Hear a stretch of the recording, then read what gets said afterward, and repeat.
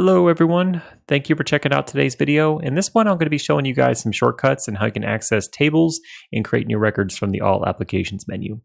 Now I'm sure most of you guys are used to just typing in the table name or the module that you're trying to get to in the All Applications menu, and that's completely fine.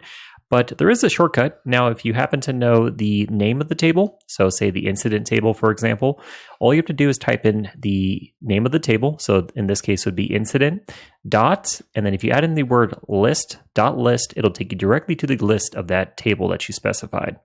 Now, if you want to open it up in a different tab, just type in the same thing, except this time you do all capital letters on the dot list part, and then that'll open up a new tab with the same list view. And if you want to go ahead and create a record on that table, if you type in incident, so the name of the table dot, and then DO, that'll actually take you to the new record creation for that table. And the same thing, if you type in incident.do, it'll open it up in a new tab for you.